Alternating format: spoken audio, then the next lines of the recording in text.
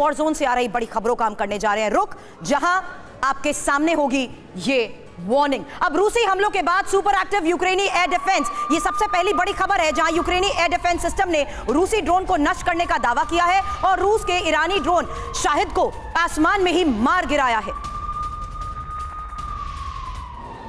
तो यूक्रेनी air defence system की तरफ से यह बड़ा दावा, जहां रूस के ईरानी ड्रोन शाहिद को आसमान में मार गिराने का दावा किया जा रहा है। हालांकि यह वही शाहिद ड्रोन है जिसके बल पर रूस बड़े स्तर पर वार कर सका है यूक्रेन पर, और रूसी को लेकर टारगेट करते हुए अब रूसी हमलों के बाद जिस तरीके से यूक्रेन पलटवार कर रहा है, अब यह दावा किया गया है कि रूस के ईरानी ड्रोन शाहिद को ही आसमान में उसने मार गिराया। एक और विध्वंसक तस्वीर आपके सामने होगी जहां देखिए बखमुट में एमएलआरएस से ड्रोन को मार गिराने का एक वीडियो सामने आया है। हालांकि बखमुट में यूक्रेनी आर्म्ड फोर्सेस के रूस पर एमएलआरएस से अटैक की ये तस्वीरें देखिए।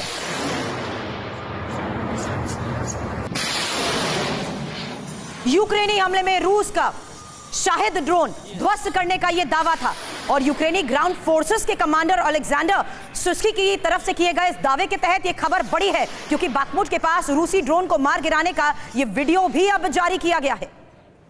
अगली तस्वीर आपके सामने होगी जहां देखिए किस तरीके से रूस के S-300 से यूक्रेन पर जबरदस्त अटैक की तस्वीर सामने आई है। हालांकि यूक्रेनी सेल्फ प्रोपेल्ड होवित्जर को ध्वस्त करने को लेकर यह दावा किया गया कि कई यूक्रेनी पोजीशंस पर रूसी मिसाइल सिस्टम से अटैक हो रहे हैं।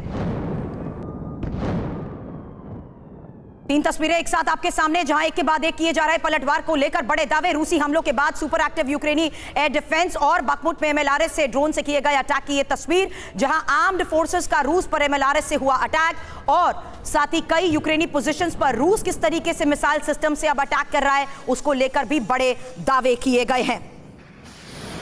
As a defence analysis Sanjay Kulkarni sir हमें ज्वाइन कर रहे हैं, lieutenant general retired Sanjay Kulkarni sir और साथ ही के सिन्हा सर इस वक्त हमें ज्वाइन कर चुके हैं। सर आप दोनों का स्वागत है। चर्चा करने से पहले कुछ और तस्वीरें मैं दिखाना चाहूंगी, क्योंकि जिस तरीके से बेलगरोद पर अब यूक्रेन की तरफ से बड़ा हमला हुआ है, दावे भी किए जा रहे हैं कि धमाके के बाद हमले वाली जगह पर आग लग गई और रूस के खिलाफ यूक्रेन का यह जबरदस्त पलटवार था। बेलगरोद में ही हालात जिस तरीके से बिगड़ते जा रहे हैं, बाकायदा वीडियो जारी कर आगजनी की ये तस्वीरें सामने रखी गई कि किस तरीके से यूक्रेन का रूस के खिलाफ ये जबरदस्त पलटवार जारी है। और अब बेलगरोद में खार्किव अटैक के ठीक बाद एक और हमला हुआ है, क्योंकि यूक्रेनी हमले में रूस को भारी नुकसान की खबर मिल रही है और यूक्रेन ने खार्किव हमले का ये बदला ले लिया है।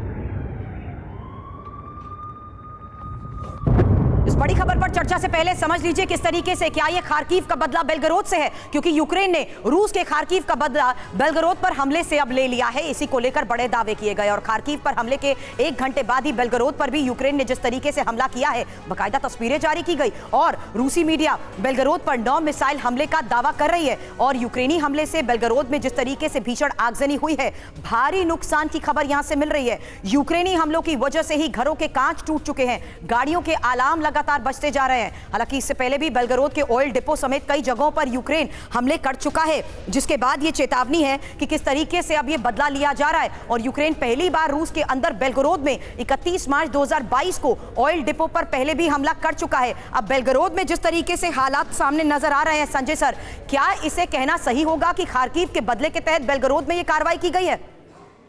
बिल्कुल कोई शक नहीं सुरभि जी, यही कारण है कि अब क्योंकि काउंटर ऑफेंसिव की तैयारी कर रहा है यूक्रेन और पूरे पश्चिमी मदद जो उसको मिल रही है काउंटर ऑफेंसिव के लिए, लेकिन जो रूस है वो यकीन कर रहा है कि किसी न किसी तरीके से कम बखमुत पे जो है पूरा उसका टोटल कब्जा हो जाए। उसके बाद खार्किव को लेकर के फिर सुमी, मुझे लगता है जिस प्रकार से पूरा का पूरा ईस्टर्न और सदर्न के ऊपर रूस जो है अपना मजबूती और जमा के रखेगा, लेकिन यूक्रेन जो है वो काउंटर ऑफेंसिव पे है और यूक्रेन को लगता है कि अगर बखमुत की लड़ाई वो टोटली हार गया तो रूस हावी होगा। और जिस प्रकार से ज़ेलेंस्की चीन के साथ बातचीत करने में बहुत उत्सुकता दिखा रहे हैं, वहां पे लग रहा है कि शायद यूक्रेन जो है बैकफुट के ऊपर। जो बात आप कह रहे हैं उसको लेकर भी आगे बड़ी खबर है सर, लेकिन काउंटर ऑफेंसिव को देखते हुए खार्किव में अब रूस का जिस तरीके से अगला बड़ा हमला हुआ है उस पर एक डिटेल, क्योंकि S-300 से रूस ने शहर पर 9 रॉकेट अटैक किए हैं और सिविलियन इंफ्रास्ट्रक्चर को टारगेट किया गया है।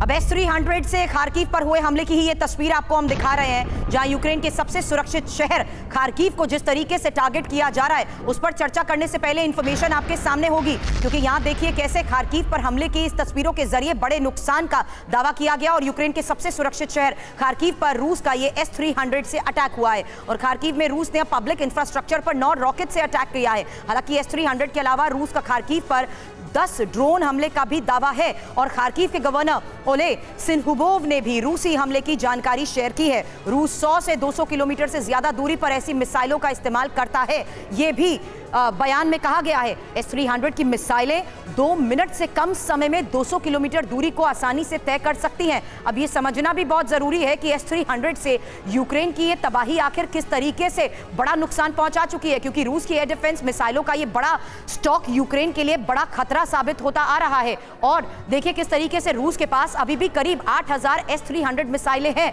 ये कीव की तरफ से कहा गया है, जबकि 200 किलोमीटर तक मार करने वाली S-300 मिसाइलें रूस के पास पर्याप्त जरूर है, लेकिन रूस अपने बयान से S-300 से कीव तक टारगेट करने में सक्षम जरूर है। हालांकि रूस के पास अपडेटेड S-400 सिस्टम के मिसाइलों की भी संख्या अब काफी कम हो चुकी है और S-400 से यूक्रेन पर बड़े पैमाने पर बमबारी के आसार बेहद कम है, ये कीव की तरफ से बयान दिया जा रहा है। हालांकि इस पर चर्चा करने से पहले एक और बड़ी खबर, क्योंकि यूक्रेनी अथॉरिटी ने अब खार्किव की सुरक्षा का जिस तरीके से भरोसा दिया है, स्लोवाकिया से मिले फाइटर जेट से शहर की सुरक्षा की बात कही जा रही है। अब स्थानीय प्रशासन की तरफ से क्या कहा गया जान लीजिए, क्योंकि शहर के आसमान पर हमारी चौकसी अब लगातार बढ़ती जा रही है, जिसके आधार पर यह दावा किया जा रहा है कि स्लोवाकिया से मिले फाइटर जेट से वो शहर की सुरक्षा कर सकेंगे।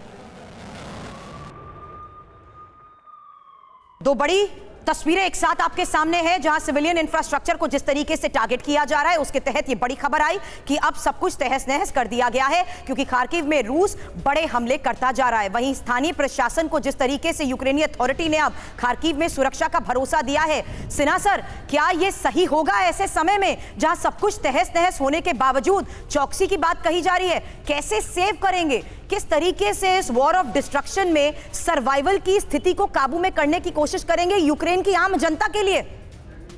सुरभि, जय हिंद। देखिए, आपका सवाल है कि खास करके जो उनको एयर डिफेंस सिस्टम्स मिले हैं या उनको जो फाइटर जेट्स मिले हैं उससे वो कैसे सुरक्षा करेगा अपना।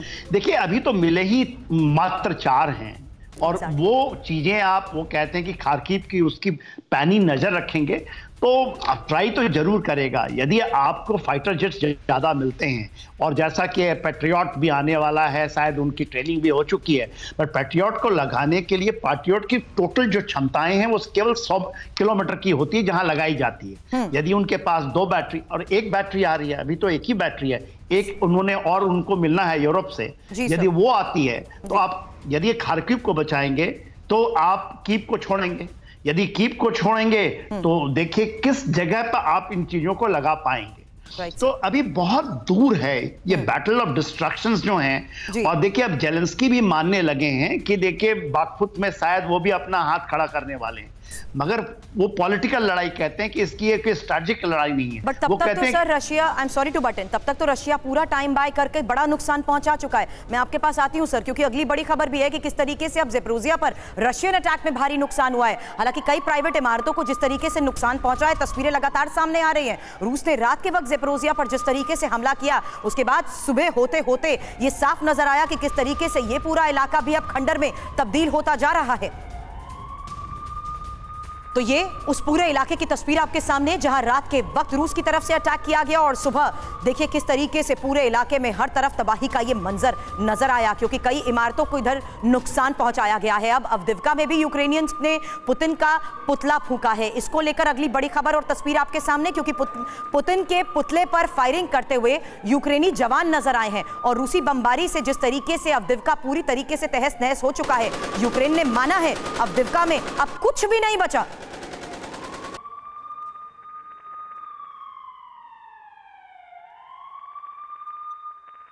अवदिव्का में सब कुछ तहस नहस होने के बाद देखिए किस तरीके से यूक्रेन का ये जवान पुतिन के पुतले पर फायरिंग करता हुआ नजर आया।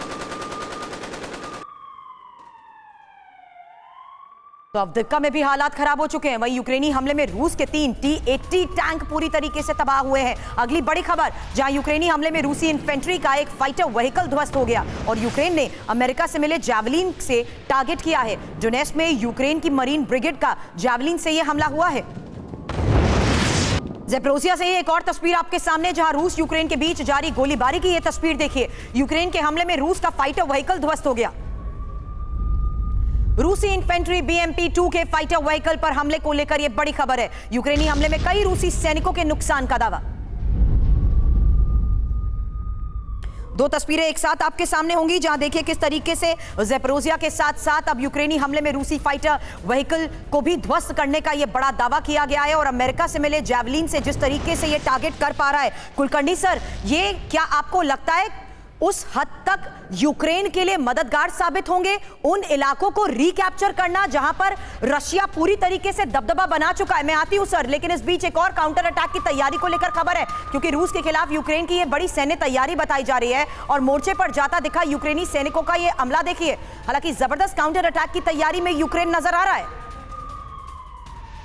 और ये देखिए सीधी लंबी कतार आपको नजर आएगी। किस तरीके से यहां पर टैंकों की ये लंबी कतार नजर आ रही है, क्योंकि जिस तरीके से मोर्चे पर आगे बढ़ने की यूक्रेन सैनिक कोशिश कर रहे हैं उसके तहत ये महत्वपूर्ण तस्वीरें हैं जिसके जरिए ये कहना भी गलत नहीं होगा कि अब जबरदस्त काउंटर अटैक की तैयारी में यूक्रेन पहुंच चुका है। हालांकि उसी तैयारी के तहत चर्चा से पहले यह भी देख लीजिए कि किस तरीके से लगभग तहस नहस हो चुकी है यूक्रेन की आर्मी, क्योंकि वैगनर चीफ येवगनी की तरफ से अब एक और बड़ा दावा किया गया है। बखमुट की जंग ने पूरे कीव मिलिट्री को तबाह कर दिया है और वैगनर ने रूस के लिए बड़ी कुर्बानियां भी दी हैं। येवगनी की तरफ से दिया जा रहा है यह बयान, बर्बादी के वो सबूत हैं। हालांकि बखमुट की जीत रूस के लिए टर्निंग पॉइंट भी येवगनी बता रहे हैं।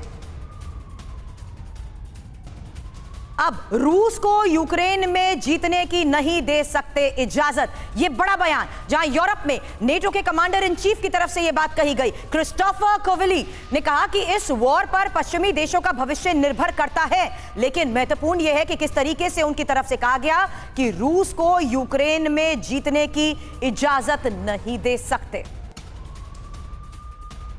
तीन बड़ी खबरें एक साथ आपके सामने और इसी के तहत मेरा सवाल सिन्हा सर आपसे है, क्या इस जंग में अब जो डिप्लॉयमेंट्स हो रही हैं, जो मूवमेंट्स आप देख रहे हैं काउंटर अटैक के तहत, ये काफी होंगी यूक्रेन के लिए कब्जाए इलाकों से वापस अपने आप को रिकैप्चर करते हुए साबित करना? देखिए सुरभि, मेरे अनुसार तो ये अब नामुमकिन होगा। खास करके जो क्रीमिया कह दिए वो बात करते हैं, डॉनबास की बात करते हैं, लुहांस्क की बात करते हैं, और ज़ेपोरिज़िया में जो लाइन है, जो डिफेंस उन्होंने अख्तियार 4.5 लाख फौज लगाई है। हाँ जी। डिफेंसिव बैटल, इसको आप ब्रेक कैसे करेंगे? और ब्रिज हेड ऑपरेशंस आप जब करते हैं उसके लिए प्रोफेशनलिज्म चाहिए। ये जो आप अभी तक देखी हैं ये बैटल ऑफ मैनूवर्स नहीं है, ये बैटल ऑफ एट्रिशंस थे।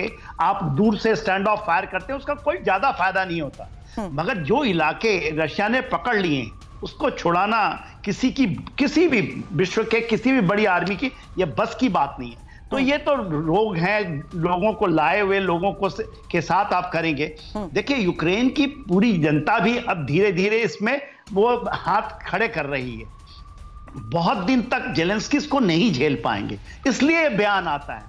बयान इसलिए आया, अभी आपने यूरोपियन के जो नेटो के चीफ हैं उनका बयान है, कमांडर इन चीफ का, कि हम उनको जीतने नहीं देंगे इस वॉर के अंदर में।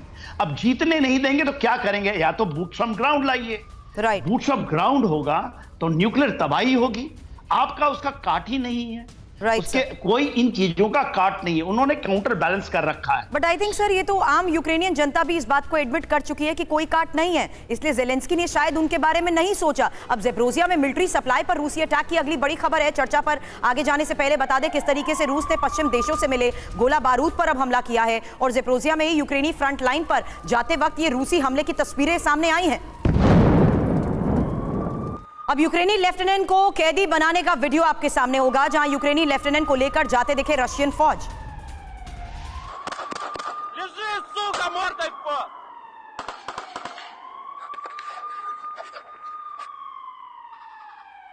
ये एक और हैरान करने वाली तस्वीरें जारी की गई हैं, जहां साफ नजर आ रहा है कि किस तरीके से सैनिकों को कैद करके रखा गया है और यूक्रेनी लेफ्टिनेंट को लेकर रशियन फौज यहां पर जाते हुए नजर आई है।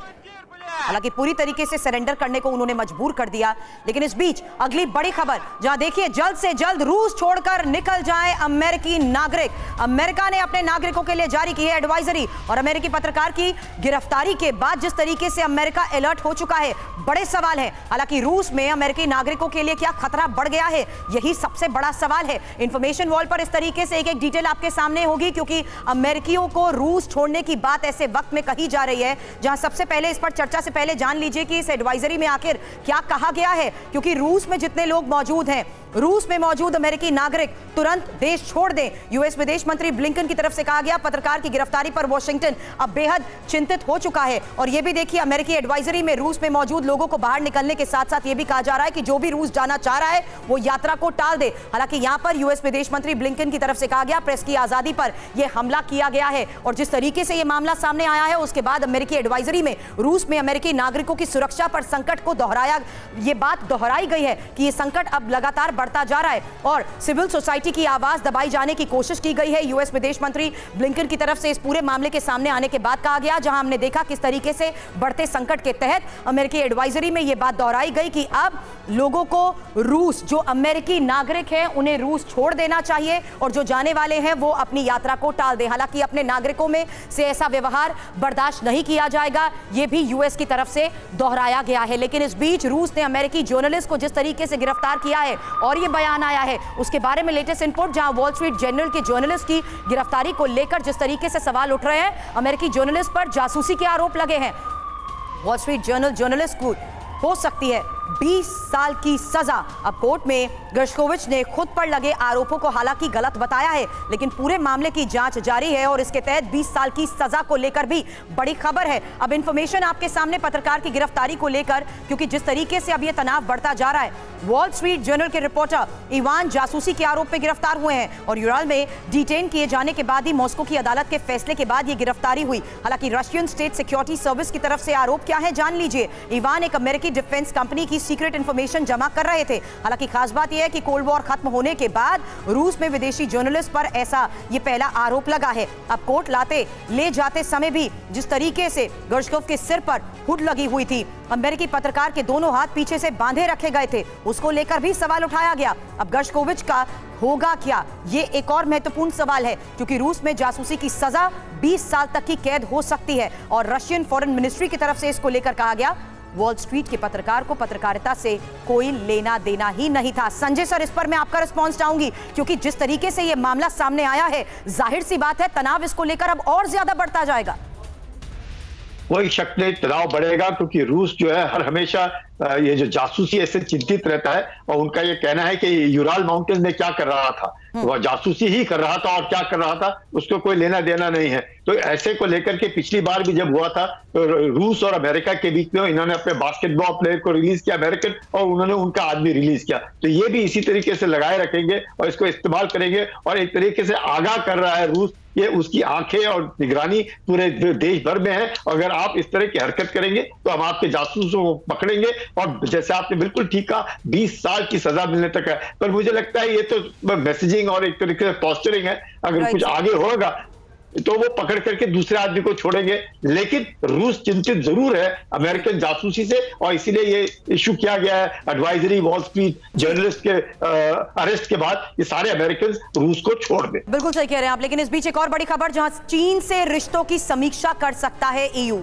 यूरोपियन यूनियन की। ये पहली बार चीन को लेकर बड़ी वार्निंग सामने आई है। यूरोपीय कमीशन की प्रमुख का ये बड़ा बयान और आक्रामक चीन को जवाब देना अब जरूरी बताया जा रहा है। लियान की तरफ से कहे गए इस बयान की एक एक जानकारी आपके सामने होगी, क्योंकि ईयू की रूस को क्या ये ओपन वार्निंग है, इसी को लेकर बड़ा सवाल है। हालांकि चीन से अपने रिश्तों को नए सिरे से जिस तरीके से एनालाइज करने की कोशिश हो रही है, ये कहा जा रहा है कि एनालिसिस कर सकते हैं यूरोपीय देश, और चीन और ईयू के रिश्ते यूक्रेन वॉर में उसके रोल पर भी अब आगे निर्भर करेगा। हालांकि महत्वपूर्ण यह भी है कि ईयू को चीन से डील करते हुए बोल्ड फैसले लेने की अब जरूरत बताई जा रही है। और देखिए, चीन अपने देश में बेहद दमनकारी और विश्व के लिए आक्रामक रुख जो अपनाता आया है उस पर भी नजर रखी गई है। चीन से राजनीतिक और आर्थिक मोर्चे पर अलग तरीके से निपटने की बात इस वक्त में कही जा रही है और यूक्रेन वॉर को लेकर यूरोपीय संघ की चीन को यह पहली बड़ी चेतावनी है। हालांकि जिस तरीके से यह चेतावनी दी गई है, यूरोपीय कमीशन ने प्रमुख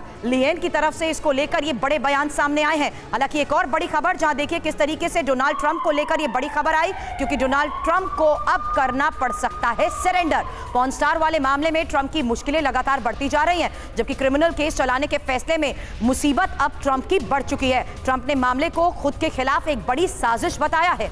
इंफॉर्मेशन वॉल पर इस पूरी साजिश के तहत उठ रहे सवाल को लेकर भी इंफॉर्मेशन होगी, क्योंकि क्या अब ट्रंप को करना होगा सरेंडर? अमेरिका के पूर्व राष्ट्रपति डोनाल्ड ट्रंप पर क्रिमिनल केस चलेगा, यह बड़ी खबर आई थी। हालांकि 2016 में राष्ट्रपति चुनाव से पहले पॉर्न स्टार को पैसे देकर चुप कराने का जिस तरीके से यह मामला था, उसी के तहत जांच होती रही और न्यूयॉर्क की मैनहट्टन ग्रैंड ज्यूरी ने ट्रंप पर मुकदमा चलाने का फैसला किया है, जिसके बाद ट्रंप की मुश्किलें बढ़ती गई। 4 अप्रैल तक मैनहट्टन कोर्ट में ट्रंप को सरेंडर करने का अब वक्त दिया जा चुका है। हालांकि कोर्ट में सरेंडर के बाद ट्रंप पर लगे आरोपों का खुलासा होगा और महत्वपूर्ण यह है कि ट्रंप ने अपने ऊपर लगाए गए सभी आरोपों को झूठा और डेमोक्रेट्स की साजिश बताया है। हालांकि मुकदमे की खबर के बाद भी ट्रंप ने आगामी चुनाव से पीछे ना हटने के संकेत दे दिए हैं।